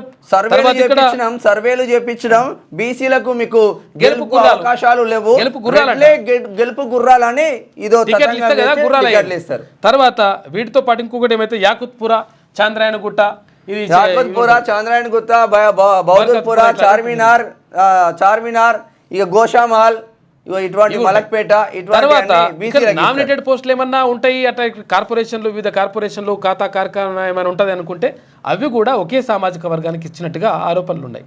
ఈ నేపథ్యంలో ఏమవుతుంది, ఎప్పుడైనా కానీ అణచివేతకు గురైనప్పుడు, ఎప్పుడైనా కానీ ఒకవేళ తీవ్రమైనటువంటి ఒత్తిడి గురి చేసినప్పుడు, ఎప్పుడైనా కానీ ఒకవేళ ఒక సామాజిక వర్గాన్ని కానీ ఒక మనిషిని కానీ మొత్తం కూడా ఇంట్లో ఒక రూమ్ లేసి కొడితే పిల్లి కూడా పూలవుతుందంట.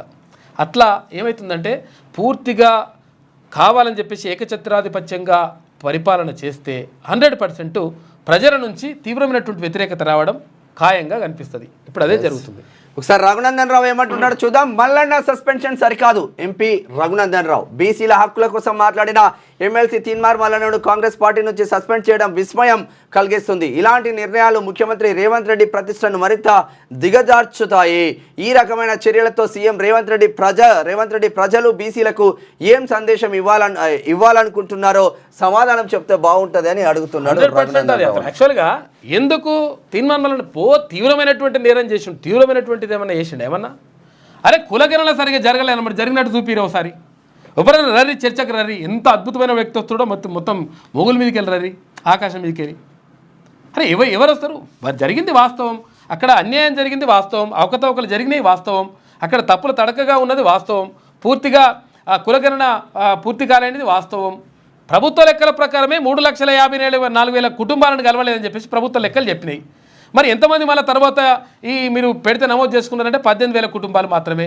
మరి 3,36,000 కుటుంబాలు అయితే ఇంకా చేసుకోలేదు కదా.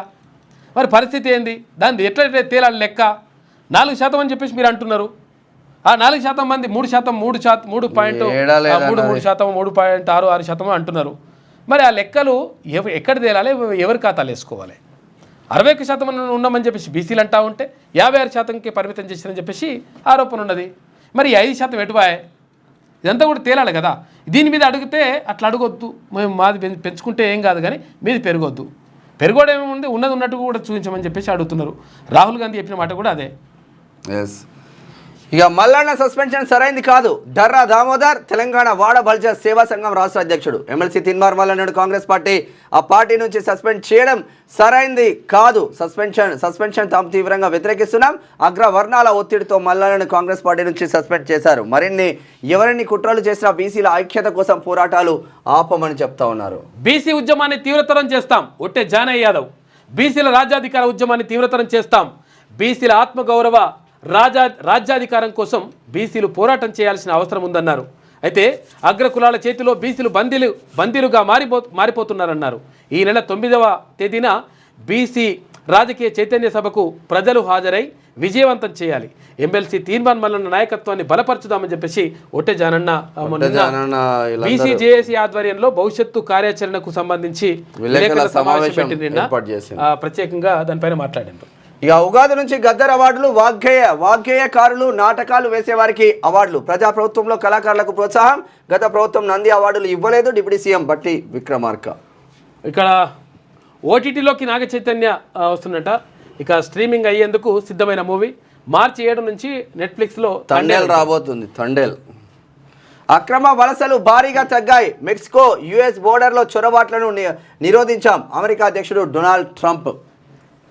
ఇరాన్ ఆర్థిక మంత్రిపై వేటు, అవిశ్వాసన తీర్మానం ద్వారా తొలగింపు. దేశ ఆర్థిక పరిస్థితులు దిగజారిపోవడమే కారణమంట. అవిశ్వాసన తీర్మానం చేసి కథం చేసి పడేశారు. ఇక నేడే ఎమ్మెల్సీ కౌంటింగ్ 3 రోజుల పాటు జరిగే ఛాన్స్. అభ్యర్థుల్లో తీవ్ర ఉత్కంఠ. బీసీ క్యాండిడేట్స్ విజయంపై సర్వత్రా చర్చ. వారికి తీపి కబురు అందే అవకాశం మాత్రం ఉంది. ఏమవుతుంది ఇది? ఏదో ఆగమాగం అవుతుంది.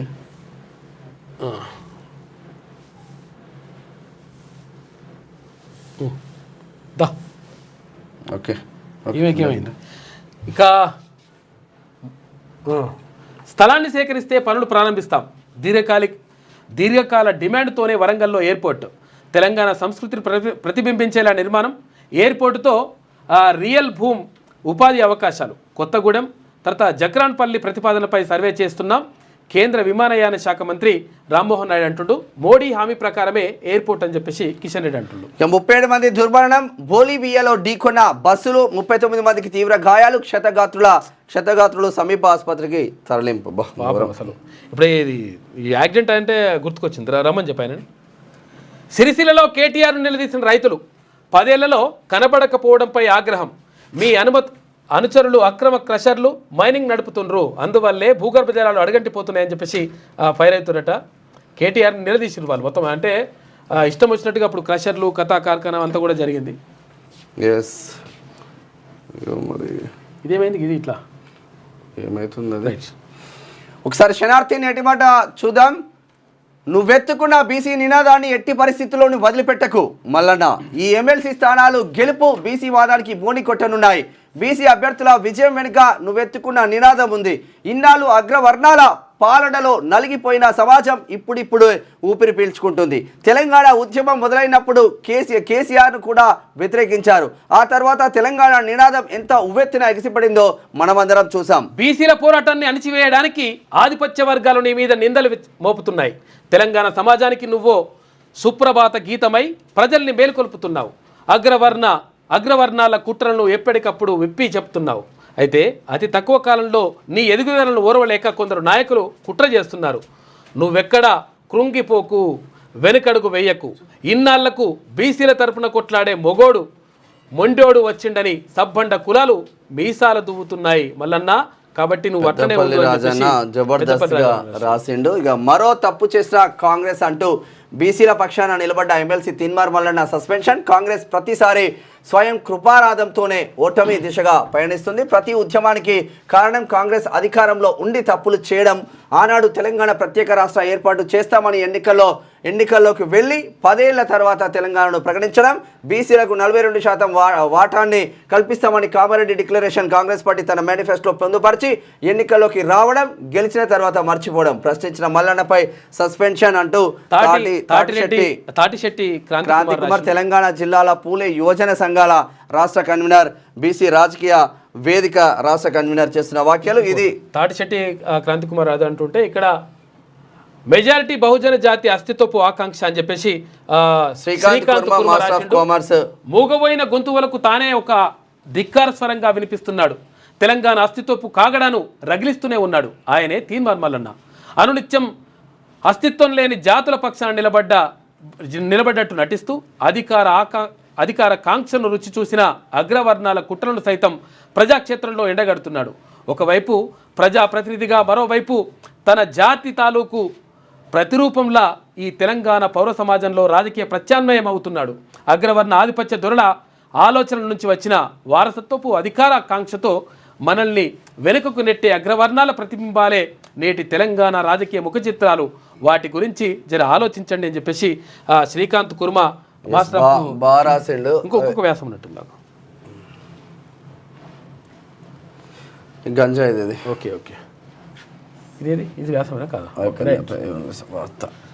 ఇది ఓవరాల్గా ఉంటే ఒక మిత్రుని పరిచయం చేస్తాం మిత్రులారా. ఎందుకంటే చాలా ఇబ్బందులలో ఉన్నాడు తను. అన్న దగ్గరికి వచ్చి హెల్ప్. యాక్చువల్గా ఏం జరిగిందంటే మేము చాలాసార్లు అంటే యాక్సిడెంట్ల గురించి పదే ఎందుకు చెప్తామంటే మనము ఈ విషయం ఏంటంటే యాక్సిడెంట్లు జరిగినప్పుడు మొత్తం కుటుంబాలే ఆగమైపోతాయి అనడానికి ఈయననే నీ పేరేం బాలరాజే దానికి అంటే ప్రత్యక్ష సాక్షి. కూర్చుంటావా? ఒక్క కాలుతో ఎంతసేపు నిలబడతావు? కూర్చో, చైర్లో కూర్చో. మిడిల్లో. ఇట్లా తీసుకురా. భరత్ కాలు పోయింది, ఈయన ఒక్కరికే కాదు కాలు పోయింది. మిడిల్లో కూర్చో. ఇట్రా. అయితే ఒక్కరికే కాదు కాలు పోయింది, కుటుంబం మొత్తం కూడా ఆగమైపోయింది. ఏమైందన్న నీకు ఎట్లా జరిగింది యాక్సిడెంట్? ఏమైంది అసలు? నాకు ఆటో గుద్దిందన్న, బైక్ పైన వెళ్తుండే ఒక 3 years బ్యాక్. నీ పేరేం పేరు? కొడంగల్ నియోజకవర్గం అన్న, చౌదరపల్లి, బొమ్మరస్పేట్ మండల్ చౌదరపల్లి గ్రామం. ఓకే. ఏమైంది కుటుంబం మొత్తం అయిపోయింది అందరికీ? నాకు ఫస్ట్ ఆటో గుద్ది నాకు కాలు పోయిందన్న, తర్వాత మా భార్యకు మా కొడుకు కూడా యాక్సిడెంట్ జరిగి ఉండే, వాళ్ళకి కూడా వాళ్ళకి ఎట్లా యాక్సిడెంట్ జరిగింది? వాళ్ళకి బస్సు గుద్దిండు. బస్సు గుద్దింది. ఎంపీ రంజిత్ రెడ్డి ఆపి అంబులెన్స్ ఎక్కించింది ఆయన హెల్ప్ చేస్తానని చెప్పారు. ఆయన కూడా ఏం హెల్ప్ చేయలేదు, అంబులెన్స్ ఎక్కించి పంపించాడు అంతే. మల్లన్న దగ్గరికి ఎందుకు వచ్చినావు? అయితే నేను ఆటో నడిపిస్తాను, ఆటో నాది పరిస్థితి బాగాలేక ఈఎంఐ కట్టలేదు, ఆటో తీసుకెళ్లారు. ఆటో కోసం ఏం పేరు అన్న నీ పేరు? నా పేరు బాలరాజ్ అన్నకు ఒకటే కాలు ఉంటుంది, మీరు అబ్జర్వ్ చేయొచ్చు. చాలా పరిస్థితి ఘోరమైన పరిస్థితిలో ఉన్నాడు. అయితే విషయం ఏంటంటే ఇక్కడ మనము క్లియర్గా మాట్లాడుకోవాల్సిన విషయం ఏంటంటే, యాక్సిడెంట్ జరిగితే, రోడ్డు ప్రమాదాలు జరిగితే జీవితాలు మొత్తం చిన్న భిన్నం అయిపోతే తెలుసుకోవాల్సిన అవసరం ఉంటుంది. ఎందుకంటే ఈయననే ప్రత్యక్ష ఉదాహరణ దానికి. ఎందుకంటే వీళ్ళ కుటుంబమే, ఈయనకి యాక్సిడెంట్ అయింది, కొన్ని రోజుల తర్వాత వీళ్ళ భార్యకు, తర్వాత పిల్లలకు కూడా యాక్సిడెంట్ అయిపోయింది. ఎవ్వరు కూడా కనీసం ఈ కుటుంబం మొత్తంలో ఒక్కరు కూడా పనిచేసే అవకాశం లేకుండా పోయింది ఈ యాక్సిడెంట్ వల్ల. మొత్తం కూడా కాళ్ళు చేతులు ఇట్లా రకరకాలుగా కోల్పోయిన తర్వాత ఈయనకి ఆటో నడుపుకుంటుంటే ఆటోకు ఈఎంఐ కట్టలేని పరిస్థితికి వచ్చింది. ఈఎంఐ కట్టలేని పరిస్థితికి వస్తే వాళ్ళు ఆటో ఎత్తుకొని పోయినరు. ఎవరు? ఈఎంఐ ఫైనాన్స్ ఎత్తుకొని పోతే మనకు ఎట్లా అని చెప్పేసి అక్కడ మేము చాలా మందిని కలిసిన, తర్వాత లీడర్లను కలిసిన, ఎవరు కూడా సహాయం చేయలేదు. కలుసుకుంటూ వచ్చిండు. ఆడికి వచ్చినా కానీ మళ్ళీ ఇప్పుడు అందుకనే నేను ఒకసారి తీర్మానం కలుస్తా అని చెప్పేసి వచ్చిండు. ఎంత అవసరం ఉంటుంది నీకు నార్మల్గా? ఇప్పుడు ఏం చేస్తావు? నెక్స్ట్ ఏం చేస్తావు? ఆటో తెచ్చుకుంటే ఆటో నడిపించి ఇక నడపగలుగుతాను. ఓకే, సెట్ చేసుకోవచ్చు, అటున్న ఇటు పెట్టుకోనా? ఓకే, చేసుకుంటాడు. బ్రేక్ తర్వాత చేతులకు తీసుకోవచ్చు. అట్లా బాలరాజు అన్న మల్లన్న తీన్మాన్ మల్లన్న దానికి సంబంధించి ఈయన బాధను చూసి ₹1,00,000 మల్లన్న నీకోసం అయితే పంపించిండు. ₹1,00,000. ఇంకా బాలరాజు అన్నకి ₹1,00,000 కూడా సరిపోవు వాస్తవంగా. అన్న సహాయం ₹1,70,000 ఎంత ఉంది ఇప్పుడు? ఫైనాన్స్ ఎంత ఉంది? ఇంకా ఫైనాన్స్ అది 2 చెప్పారనా? ₹2,00,000 అన్నారా? తీన్మార్ మల్లన్న తరపున ₹1,00,000 ఇస్తా ఉన్నాం. ఇంకెవరైనా దాతలు ఉంటే బాలరాజు అన్న ఈ ఆటో రిలీజ్ చేయాలని చెప్పేసి ఆల్రెడీ మాట్లాడినాం. 100% అయితే మీరు చేయాల్సిన అవసరం ఉంటుంది. ఎందుకంటే ఒక కుటుంబాన్ని మనం నిలబెట్టిన వాళ్ళు అవుతాం. మీ నెంబర్ చెప్పండి అన్న, మీ పేరు, నెంబర్, ఫోన్పే నెంబర్ చెప్పండి ఒకసారి. 9000 70 4003. ఏం పేరు వస్తుంది అన్న ఫోన్పే, గూగుల్ పేలో? గంగాపురి బాలరాజు వస్తుంది. గంగాపురి బాలరాజు.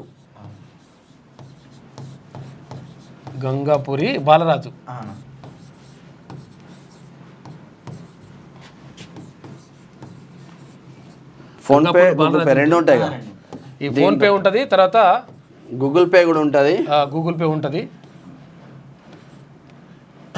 జీపే అని రాసి ఈ రెండు ఉంటాయి. కాబట్టి ఫోన్పే, గూగుల్ పే రెండు ఉంటుంది.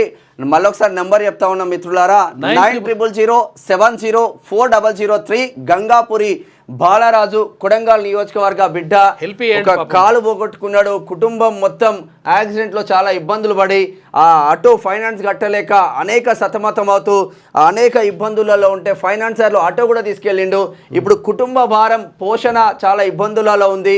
కనీసం ఒక ఆటో కొనుక్కుంటే నా ఒక్క కాలుతోనైనా కుటుంబాన్ని పోషించుకుంటా అని బాలరాజు అన్న ఏదైతే ఆ దృక్పథం ఉందో.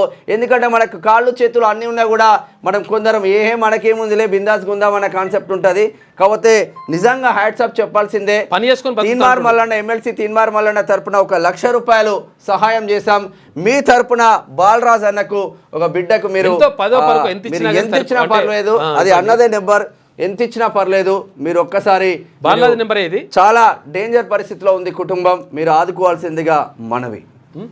9000704003 ఈ నెంబర్కి కూర్చోండి అన్న, ఫోన్పే కానీ గూగుల్ పే కానీ మాట్లాడదాం, సరేనా? అయితే అది యాక్సిడెంట్లు అయితే అట్లుంటుంది. కుటుంబం మొత్తం ఆగమైపోయింది. ఎవ్వరు కూడా పనిచేసే పరిస్థితులు లేరు. అందరికి కూడా హాస్పిటల్ కథా కార్ఖాన ఉన్నది వ్యవస్థ అంతా కూడా. కాబట్టి హెల్ప్ చేయండి. తర్వాత ఇంకోటి ఏంటంటే అందుకనే ప్రత్యేకంగా రోడ్డు భద్రత పైన ప్రత్యేక దృష్టి పెట్టండి. ఎప్పుడు కూడా చాలా డేంజర్లకు వెళ్ళిపోతాయి, మొత్తం కుటుంబాలు మొత్తం జీవితం అంతా మారిపోతుంది.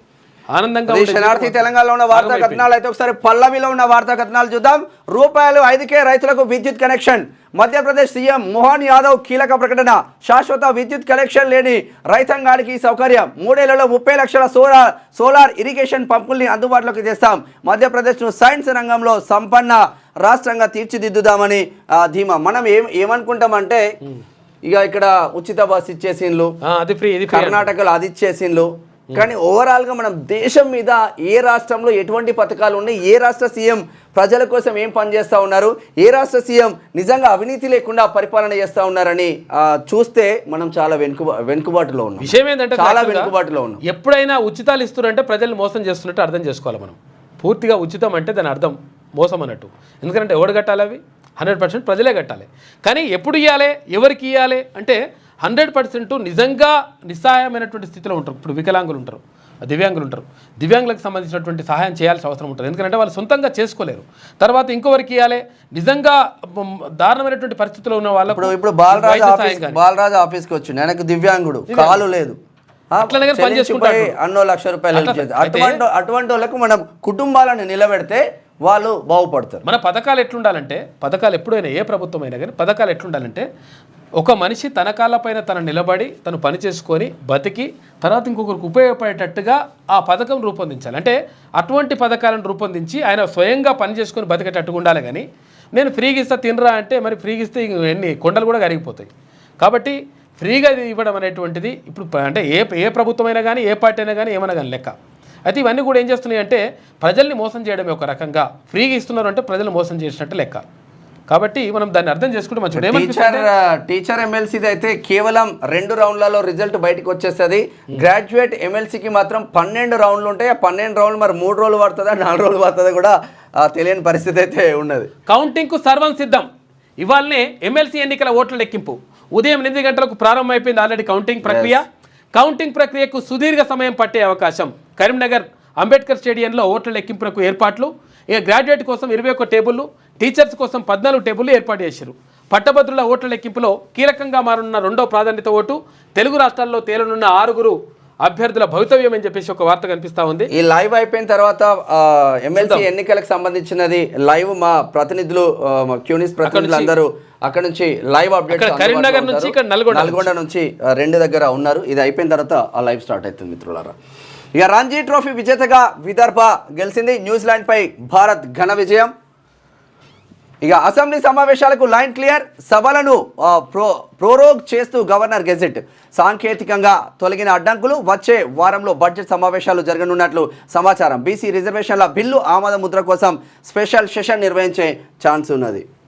మరో 20 ఏళ్ళు నేనే ముఖ్యమంత్రి అమ్మా అంటే ఇక రెడ్డి ముఖ్యమంత్రి ఉంటున్నాడు. ఇప్పుడు ఆయన ఏంటంటే బీసీ ముఖ్యమంత్రి అని చెప్పేసి తిరుమల వల్ల అంటే ఇప్పుడు బీసీలు పంపించేసారు కదా, పంపించేసిన తర్వాత మేమే ఉంటాం అన్నట్టు అంతేనా? ఇప్పుడు దీని అర్థమైంది. జగన్మోహన్ రెడ్డి ఇట్లనే అనుకున్నాడు. ఆయన ఇదే డైలాగ్ కొట్టిండు. 25 ఏళ్ళు అన్నాడు ఆయన. కొడితే కొడితే 11కు పరిమితమైండు. ఆడబిడ్డలు ఆశీర్వదిస్తే సీఎంగా ఉంటా, అట్లయితే బీజేపీ బీఆర్ఎస్ నేతలు బతుకు బస్టాండ్ అవుతుందని చెప్పేసి భయం అంట. పాలమూరు రైతు బిడ్డ సీఎం అయితే చూసి ఓర్వలేరా, మీరు ఏనడానికి పుడితే మేము బిచ్చమడుకుని ఎందుకు పుట్టినామా అని చెప్పేసి అంటున్నారు కదా. మరి మీరు ఏనడానికి పుడితే బీసీలు అత్తుకోవడానికి పుట్టినరా అని చెప్పేసి అడుగుతున్నారు.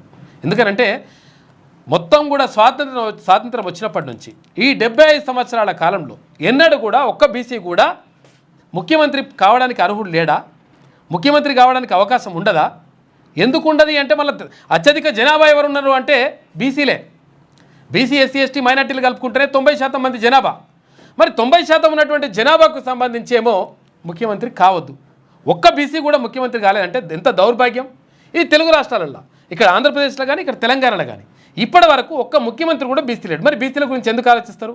వడ్డించుటోడు మనం ఉంటే కదా మన గురించి ఆలోచించేది. ఇక నాకంటే చిన్నోడు రాష్ట్రానికి సీఎం అయ్యడానికి కిషన్ రెడ్డికి కడుపుమంటే రాష్ట్రానికి మోదీ చేయాలనుకున్న కిషన్ రెడ్డి సైంధవుడులా అడ్డుపడుతున్నారు.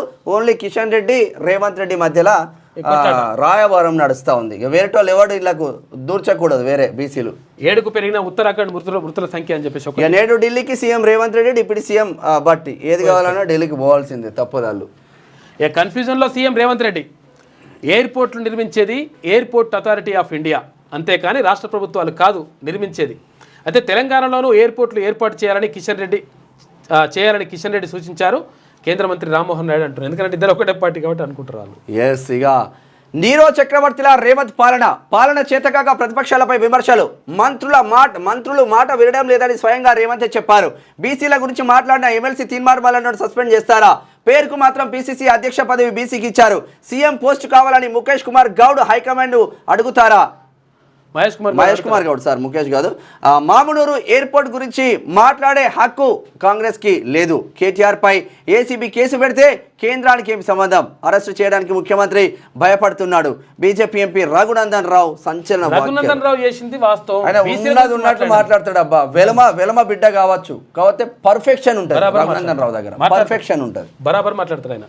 ఇక సన్ఫ్లవర్ రైతుల కష్టాలు పట్టవా? కొనుగోలు కేంద్రాలను ఇంకెప్పుడు ప్రారంభిస్తారని చెప్పేసి ఈయన హరీష్ రావు అంటున్నాడు. ఇక కాంగ్రెస్ సర్కార్ను వదిలిపెట్టాం, పంటలు ఎండిపోతున్నాయి, చూస్తూ ఊరుకోం, 48 గంటల్లో నీరు వదలకుంటే మంత్రి చాంబర్ ముందు ధర్నా చేస్తాం. మాజీ మంత్రి కేటీఆర్ కీలక వ్యాఖ్యలు. ఎస్ఎల్బీసీ నీటి దారి ఎక్కడిది? టన్నెల్ లోపలికి వస్తున్న నీటి జాడను కనుగొనేందుకు పరిసర ప్రాంతాల్లో సర్వే చేస్తున్నట. ఇక కుర్తిపెంట, టేకుల సర్వ ప్రాంతాల్లో గుర్తించిన అధికారులు. ప్రతి ఉగాదికి గదర్ ఫిలిం అవార్డులు. ఈ ఏడాది నుంచే ప్రధానోత్సవం. కళాకారులకు ప్రజాప్రభుత్వం గౌరవిస్తుంది. ప్రజాప్రభుత్వం అనేది ట్యాగ్ లైన్ అనేది తీసేయండి జరా. ఈడ ప్రజాప్రభుత్వంలో అన్ని కులాల వాళ్ళు ఉండాలి కదా. అట్లుండరు, అట్లుంటే ఎట్లయితే లెక్క.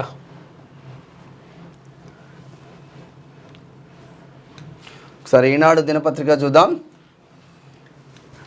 కేసీఆర్ సంతకం యమపాశమైంది. కృష్ణా జలాల్లో 511 టీఎంసీలు ఏపీకి ఇచ్చింది ఆయనే. రాష్ట్ర ప్రజలపై కిషన్ రెడ్డి పగబట్టారు. వనపర్తిని అభివృద్ధి పదంలో నడిపే బాధ్యత నాది. ప్రజాపాలన ప్రగతి బాట సభలో సీఎం రేవంత్ రెడ్డి మాట్లాడాడు. ఎందుకు వనపర్తిలో పాపం చిన్నారెడ్డి మెగారెడ్డి కొట్టుకుంటున్నారు. చిన్నారెడ్డి చిన్నవాడు. ఎట్టి పరిస్థితుల్లో ప్రాజెక్టు పూర్తి చేస్తాం. 10 ఏళ్ళు ఎస్ఎల్బీసీ పనులు పక్కన పెట్టిన వారాసా అంటున్నారు సీఎం రేవంత్ రెడ్డి. సొరంగాన్ని సందర్శించిన ముఖ్యమంత్రి. ఐరోపా భద్రతకు నడుం బిగిద్దాం. తరానికి ఒకసారి తలెత్తే సందర్భంపై స్పందిద్దాం. ఉక్రెయిన్కు మంచితోనే ప్రపంచ శాంతి. ఐరోపా దేశాల సదస్సులో బ్రిటన్ ప్రధాని స్మార్టర్ పిలుపునిచ్చిర్రు. కాల్పుల విరమణపై కలిసి పనిచేద్దాం. యూకే, ఫ్రాన్స్, ఉక్రెయిన్ నిర్ణయించినాయి. ఇది ఇట్లా ఉంటే ఇక ఏవియేషన్ హబ్గా తెలంగాణ యువతకు పెద్ద ఎత్తున ఉద్యోగాలు. ప్రధాని మోదీ చొరవతోనే వరంగల్కు విమానాశ్రయం. కేంద్ర మంత్రులు రామ్మోహన్ నాయుడు, కిషన్ రెడ్డి అంటున్నారు. ఇక జాబిల్లిపై అడుగుపెట్టిన బ్లూ గోస్ట్. ఇక సాఫీగా దిగిన తొలి ప్రైవేట్ ల్యాండర్. అమెరికా సంస్థ ఫైర్ఫ్లై ఏరోస్పేస్ ఘనత సాధించింది. ఏమేమో రాసుకొచ్చిందో ఈరోజు. ఇది చదవలేవే, చాలా రోజులు అవుతుంది. శ్రీ క్రోధీనా సంవత్సరం ఉత్తరాయణం, శిశిర ఋతువు, పాల్గొన మాసం, శుక్లపక్షం, తిది చవితి సాయంత్రం 4:02 నక్షత్రం రేవతి ఉదయం 6:39 తదుపరి అశ్విని తెల్లవారుజామున 4:30 వర్షం రాత్రి 12:51 నుంచి రాత్రి 2:18 వరకు ఉంటుందంట. రాహుకాలం ఉదయం 8:02 నుంచి ఉదయం 9:31 వరకు. దుర్ముహూర్తం పగలు 12:51 నుంచి పగలు 1:38 వరకు. పునర్దుర్ముహూర్తం కూడా ఉందంట. పగలు 3:13 నుంచి సాయంత్రం 4 గంటల వరకు. అమృతకాలం రాత్రి 9:56 నుంచి రాత్రి 11 ఈ టైంకు అమృతకాలంలో బయటికి వెళ్దామంటే అమృతం తాగే టైం అవుతుంది కాబట్టి అప్పుడు బయటికి వేడు. ఇక ఈ రాహు కాలం అనే పడుతుంది, నువ్వు నక్షత్రం అనే పడుతుంది, అన్ని చూసుకొని బయటికి వస్తలేడు. సొరంగంలో మరణ మృదంగం. అయితే నాన్చుడే లేదంటే కూల్చుడు. కాంగ్రెస్ పాలనలో ప్రాజెక్టుల దుస్థితి ఇదే. ఓ అయ్యా, సుంకుశాల, ఎస్ఎల్బీసీ అన్ని కూరు. దీనికైతే మీకు నిజంగా ఇవి రాసుకొస్తే కేటీ రామారావు తర్వాత ఇక్కడ కాళేశ్వరం గురించి ఎందుకో రాకపోతే గట్టిగా మాట్లాడితే, నిజంగా మేడిగడ్డ కుంగుబాటు ఎందుకో రాకపోతే, వీళ్ళందరూ గట్టిగా మాట్లాడితే కాదు వీళ్ళు తప్పును కూడా ఒప్పి చెప్పగలుగుతారు. వీళ్ళు గట్టిగా మాట్లాడితే కాంగ్రెస్ కు మామూలు ఉండదు లెక్క. పాపం ఏం చేస్తారే వాళ్ళు. రేవంత్ రెడ్డి మాట ఎవరింట్లో, రేవంత్ రెడ్డి వస్తే ఒక్క మంత్రులు ఎత్తలేడా. సొరంగం కూలింది కేసీఆర్ వాళ్ళేనట. మంచిగానే ఉన్నది. 48 గంటల్లో నీళ్ళు ఇవ్వకుంటే ధర్నా. మంత్రి ఉత్తమ్ చాంబర్ ఎదుట ఆందోళన చేస్తా అని చెప్పేసి కేటీ రామారావు అంటున్నారు. రైతు భరోసా ఏమైంది? మహబూబాబాద్ ఎమ్మెల్యేను నిలదీసిన రైతులు జవాబులు ఇవ్వలేక నీళ్లు నమిలిన మురళీ నాయక్. ఏం చేస్తాడు మరి నీళ్లు నవ్వలేకపోతే? 37వ ఢిల్లీకి సీఎం అంట ఎప్పుడు ఒకటోసారి రెండోసారి అంటుంది ఈమె. ఎస్సీ ఎస్టీల నిధులు గ్యారంటీలకు హామీల అమలుకు డబ్బు లేక కాంగ్రెస్ సర్కార్ ఆగమవుతుంది కర్ణాటక. కొత్త రేషన్ కార్డులు ఇంకెప్పుడు ప్రకటనలే పంపిణీ ఏది? సీఎం ఆదేశాలకి అతిగతి లేదు. 15 రోజులైన చర్యలు లేవు. మార్చి 1 నుంచి ఇస్తామని మొన్నటి వరకు హడావిడి చేసిర్రు. ఇక పైలట్ గ్రామాల్లోనూ ఒక్క కార్డు అప్లై చేసుకోమన్నారు. అది ఎప్పటి వరకు అప్లికేషన్ పెట్టుకోవాలో ఏది లేదు. మరి ఆర్థిక వృద్ధిలో అట్టడుగు, జిఎస్టీ రాబడిలో అత్యల్ప వృద్ధి రేటు 1%తో దేశంలోనే చివరన తెలంగాణ. నీరా కేఫ్పై ఓ మంత్రి కన్ను. లీజు పేరుతో ఆ స్థలాన్ని కొల్లగొట్టేందుకు యత్నమంట. తమ బంధువుల ద్వారా పావులు కదిపిన మంత్రికి వత్తాసు వలుకుతున్న ఓ విభాగం ఎండి కార్పొరేషన్కు ఇస్తామంటూనే మరోవైపు కొరీలు పెడుతున్నట్ట. అధికార రాజకీయ వర్గాల్లో మంత్రిపై గుసగుసలు. సన్ఫ్లవర్ రైతు గోస పట్టదంటున్నారు హరీష్ రావు. బిల్లులు క్లియరెన్స్ కు 15% కమిషన్. ప్రతి నెల 15,000 రూపాయల నష్టం అంట. ఏందో పెండింగ్ డిఏలతో ఉద్యోగులకు తీరని వేద. ఏమి ఇట్లా అంటుంది. మొత్తం మీద ఇక ఆల్రెడీ ఎమ్మెల్సీ ఎన్నికలకు సంబంధించినటువంటి ఓట్ల లెక్కింపు అనేటువంటిది ఆల్రెడీ 8 గంటలకు ప్రారంభమైపోయింది. మధ్యాహ్నానికి కొంతవరకు క్లారిటీ వచ్చే అవకాశం ఉంది. సాయంత్రానికి 2 టీచర్ ఎమ్మెల్సీకి సంబంధించినటువంటి పూర్తి ఫలితాలు వస్తాయి.